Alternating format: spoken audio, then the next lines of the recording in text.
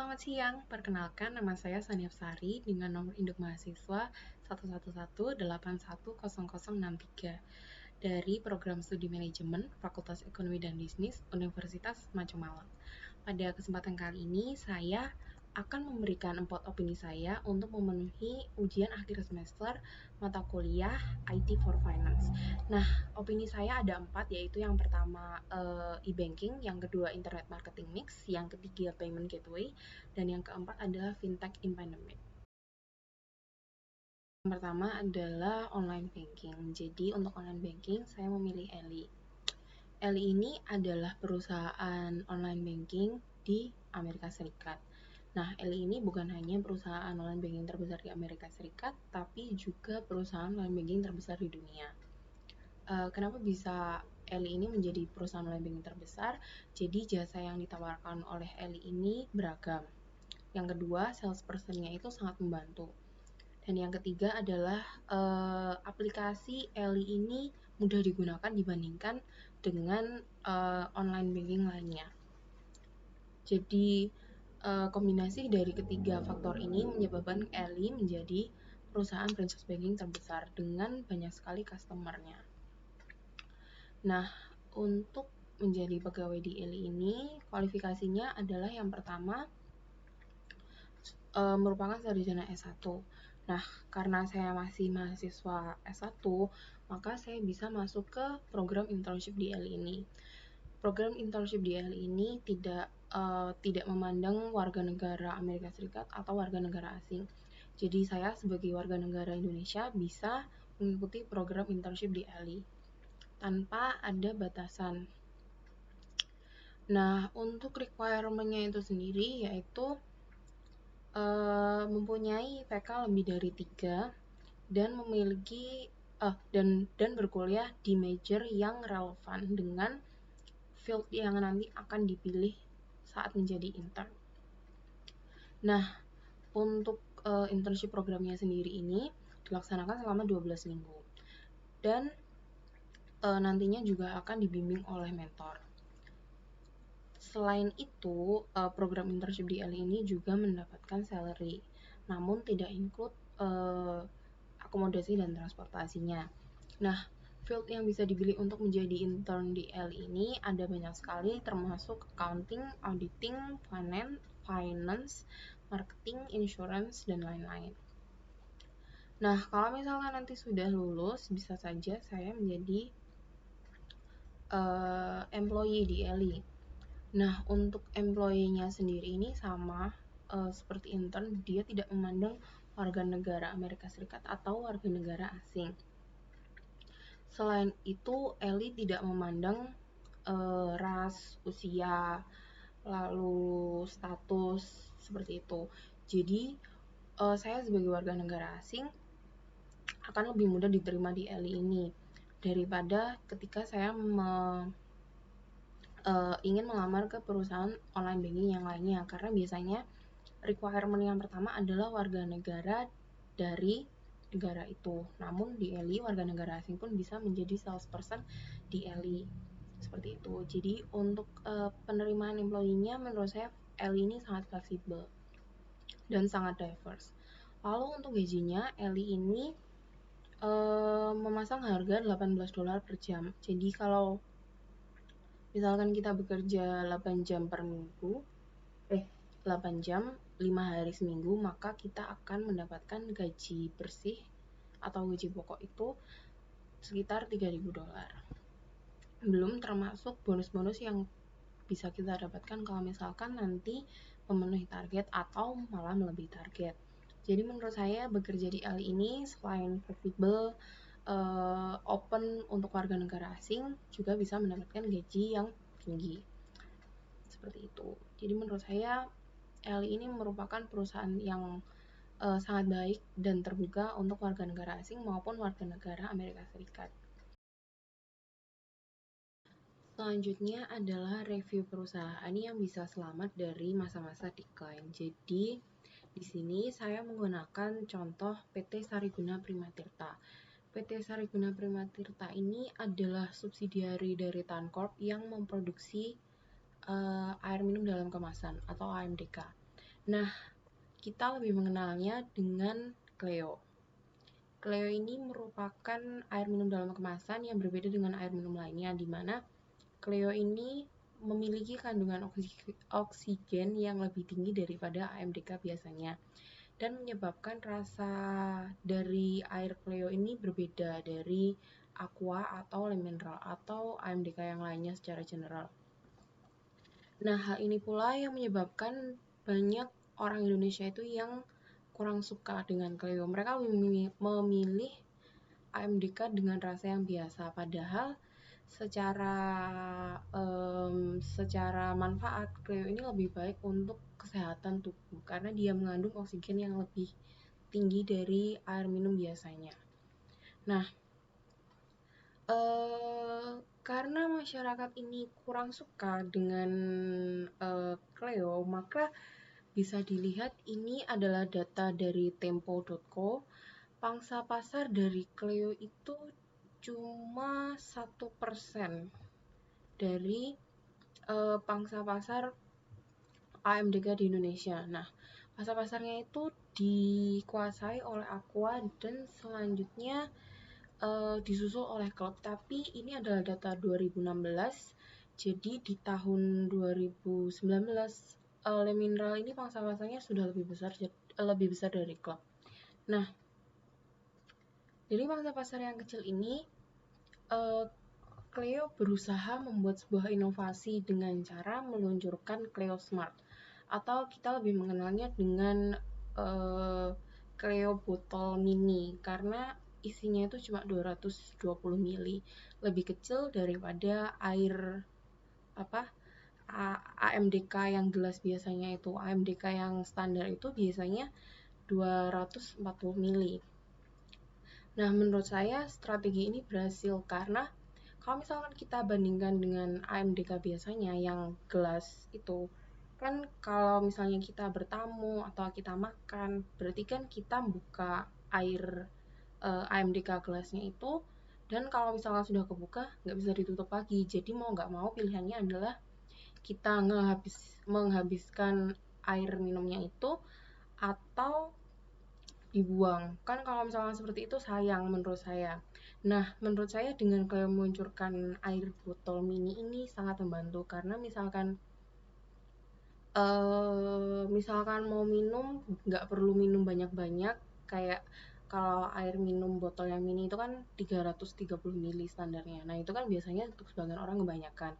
Tapi kalau misalkan kita mau minum air minum AMDK yang gelas itu repot sekali dibuka, dia udah nggak bisa ditutup lagi gitu. Nah, hadirnya Cleo Smart ini juga berpengaruh pada penjualan dari PT Sariguna Primatirta, di mana Cleo Smart ini diluncurkan pada tahun 2018 bulan Mei awal dengan tujuan untuk mendongkrak kembali penjualan dari Cleo yang lumayan lesu. Jadi pangsa pasarnya cuma sedikit atau market share-nya cuma sedikit, terus penjualannya juga lesu, maka Cleo meluncurkan ini pada Mei 2018 dan menurut saya berhasil karena secara signifikan dari 2018 ke 2019 terjadi perubahan yang bisa dikatakan lebih dari standar perubahannya. Biasanya kenaikannya dari tahun ke tahun itu sekitar belasan, paling mentok 20%-an. Nah, dari 2018 ke 2019 terjadi peningkatan dari 536 miliar penjualan jadi 832 miliar unit yang berhasil dijual. Nah, selanjutnya penjualan yang meningkat ini juga meningkatkan pendapatan dari PT Sariguna Primatirta, di mana dari 2017 ketika pangsa pasar yang masih lesu, penjualannya itu cuma 614 miliar, dan di 2018 mulai naik jadi 831 miliar. Lalu penjualan bersihnya ini naik lagi dari 2018 ke 2019 dari 831 miliar jadi 1.088 miliar. Kalau misalkan dilihat dari data ini mungkin peningkatannya nggak terlalu kelihatan ya, karena dari 600 ke 800, terus dari 800 ke 1 triliun itu cuma naik sekitar 200 miliar. Kalau misalkan secara kasat mata pasti kelihatannya cuma sedikit. Maksudnya kelihatannya sama-sama 200 miliar. Tapi kalau kita bicara laba tahun berjalan dari 2017 ke 18 dan 2018 ke 2019 itu naiknya sangat tinggi. Jadi pada tahun 2017 laba tahun berjalannya PT Sariguna Prima Tirta ini dicatatkan sebesar 50 miliar rupiah. Sementara pada tahun 2018 dibukukan bahwa laba tahun berjalannya adalah 63 miliar rupiah. Nah, kenaikannya adalah sekitar 13,1 miliar. Sementara pada tahun 2018 ke 19 setelah sekitar 1,5 tahun produk Cleo Smart ini diluncurkan, laba dari PT Sariguna Prima Tirta ini naik tajam dari yang awalnya 23,2 miliar jadi 130,7 miliar. Nah, kenaikannya ini bisa sampai 100,2%. Jadi kenaikannya ini 2 kali lipat daripada tahun sebelumnya. Maka dapat disimpulkan bahwa peluncuran Cleo Smart ini membantu PT Sariguna Prima Tirta dari masa-masa decline dan pasar yang jenuh. Selanjutnya adalah review payment gateway di Rusia. Nah, di sini awal dari QR code yang diterapkan di Rusia adalah dengan diterapkannya faster payment system. Jadi faster payment system ini membuat kualitas pembayaran meningkat dan meningkatkan inklusivitas finansial serta membuat pembayaran untuk kebutuhan rumah tangga itu lebih mudah. Proyek ini mulai diluncurkan dan secara komersial dipasarkan pada 28 Januari 2019. Tapi perjalanan QR Code di Rusia ini dimulai pada akhir tahun 2019. Jadi QR Code based payments for goods and services are getting increasingly popular in the world. Itu adalah salah satu alasan kenapa Rusia ini menerapkan QR Code. Nah,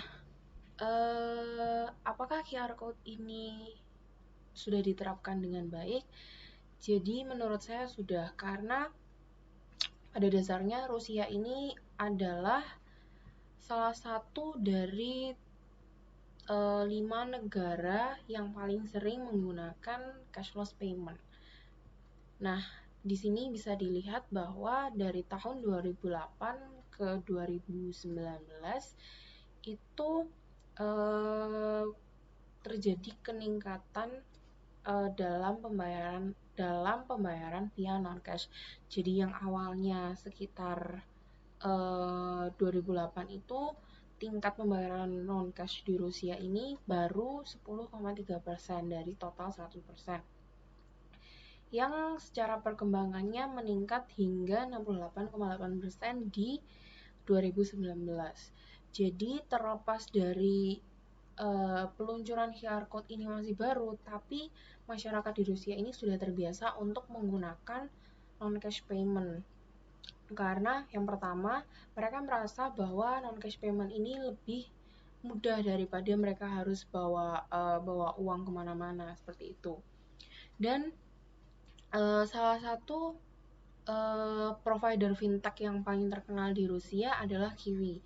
Jadi Kiwi ini sederhananya adalah kombinasi dari OVO dan Genius. Jadi dia bisa transfer, bisa pakai QR juga. Ini pembayaran QR-nya seperti ini, jadi bukan cuma bayar barang, bayar misalkan beli makan atau mau bayar belanja gitu, tapi dia juga bisa bayar pajak tanpa harus tanpa harus menginput detail-detail dari calon pembayar pajak itu sendiri. Jadi menurut saya sangat mudah bagi masyarakat Rusia untuk menggunakan QR Code dalam sehari-harinya. Nah, seperti yang saya bilang itu tadi, QR Code Kiwi ini menurut saya jasanya universal, atau sangat banyak sekali jasa yang ditawarkan. Jadi bukan cuma online payment, dia juga ada card. Cardnya di sini ada 2 pilihan, yaitu physical card sama virtual card. Jadi selain memudahkan pembayaran, kalau misalkan pengguna itu pengen misalkan bayar pakai kartu, itu juga bisa. Dan orang-orang yang masih transisi dari pembayaran kartu ke QR code itu juga bisa beradaptasi dengan mudah.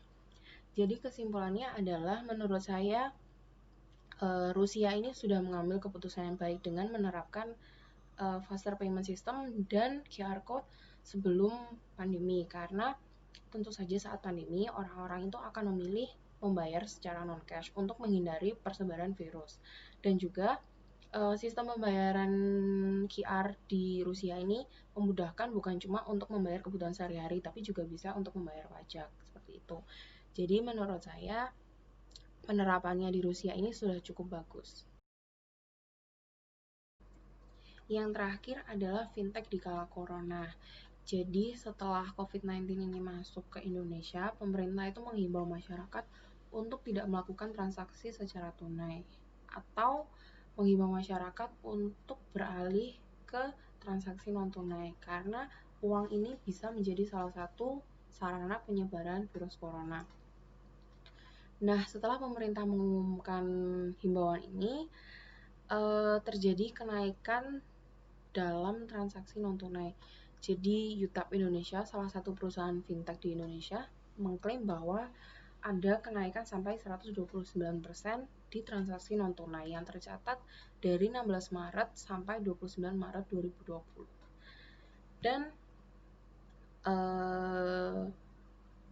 dari total merchant yang telah beroperasi, 69 diantaranya sudah tidak menerima pembayaran non tunai dan beralih ke sistem pembayaran non tunai. Jadi selain masyarakat yang pindah transaksi ke non tunai, banyak juga merchant yang sudah menerapkan transaksi non tunai. Jadi yang awalnya mereka cuma menerima tunai, sekarang mereka jadi menerima pembayaran non tunai seperti itu. Nah, menurut saya sebenarnya hal ini baik terutama untuk dampak jangka panjang, karena dari tahun ke tahun pasti teknologi itu semakin berkembang ke arah yang lebih baik. Jadi masyarakat itu mau tidak mau harus beradaptasi dengan perubahan teknologi yang ada. Jadi kita itu nggak bisa selamanya stay di pembayaran tunai. Jadi menurut saya pandemi ini membawa dampak yang baik untuk untuk fintech. Jadi yang awalnya masyarakat itu sangat-sangat konservatif, misalkan kalau mau ke pasar aku harus bawa uang cukup. Jadi pemikirannya sekarang itu bahwa aku cuma bawa HP atau kartu aja aku sudah bisa transaksi di banyak tempat. Tapi sayangnya adalah belum semua tempat itu mengadaptasi sistem pembayaran non tunai. Padahal pemerintah itu sudah meluncurkan QRIS untuk memudahkan transaksi masyarakat dalam sehari-harinya. Menurut saya hal ini itu sangat disayangkan, padahal pemerintah itu sudah memberi sarana supaya transaksi kita dalam sehari-harinya itu lebih mudah, tapi sayangnya masih banyak masyarakat yang konservatif dalam bertransaksi. Dan juga banyak dari masyarakat kita itu yang masih resisten terhadap perubahan, padahal sebenarnya tujuannya itu baik untuk memudahkan kehidupan kita. Nah, yang selanjutnya adalah ini artikel dari Femela, menuju Indonesia Cashless Society, tingkat pembayaran digital meningkat. Seperti yang sudah saya katakan itu tadi, semenjak pandemi kan tingkat pembayaran non tunai itu meningkat karena salah satunya adalah ketakutan masyarakat untuk terpapar virus corona. Nah, Femela merangkum ada 3 tren transaksi digital. Yang pertama itu adalah peningkatan pembayaran digital di antara pengguna berusia lanjut. Jadi, semenjak pandemi, banyak orang-orang usia lanjut itu yang mulai beradaptasi, yang awalnya mereka itu seperti ogah-ogahan untuk melakukan transaksi secara digital. Jadi mereka itu sudah mulai shifting ke arah digital seperti itu. Dan yang kedua, pria lebih banyak menerapkan pembayaran digital karena pertumbuhan pembayaran digital sebanyak 35% lebih tinggi untuk pria. Jadi kalau belanja online itu biasanya identik dengan perempuan, semenjak era pandemi ini laki-laki juga cukup sering melakukan belanja online dan juga transaksi non tunai. Nah, fakta yang ketiga adalah DKI Jakarta, Banten, dan Jawa Timur memiliki penerapan pembayaran digital tertinggi. Jadi kalau di Jawa Timur ini, menurut saya bisa dilihat di lingkungan sekitar, misalnya di Malang sudah banyak merchant yang bisa bayar pakai OVO, bisa bayarnya pakai debit seperti itu. Nah, yang terakhir di sini adalah klaim dari BU Sumsel. Jadi mereka mengklaim bahwa transaksi cashless ini menyumbang pertumbuhan ekonomi hingga 10%. Nah, selain memberikan kemudahan transaksi, cashless ini juga mendorong kanal pembayaran Bank Indonesia melalui QRIS yang sudah diluncurkan pemerintah Indonesia beberapa waktu yang lalu, dan menciptakan efisiensi, meningkatkan transparansi, kapabilitas, dan kemampuan pembayaran. Jadi, sejalan dengan pertumbuhan non-cash, penggunaan QRIS di Indonesia ini juga meningkat. Dan khusus di Sumsel ada kenaikan 8,2% dari sebelumnya. Angka ini menunjukkan bahwa semakin lama sistem non-tunai ini semakin meningkat. Dan diharapkan bahwa shifting masyarakat ini tidak hanya karena corona atau karena pandemi, tapi juga bisa berkelanjutan di tahun-tahun setelahnya, seperti itu. Jadi sekian dari saya, terima kasih.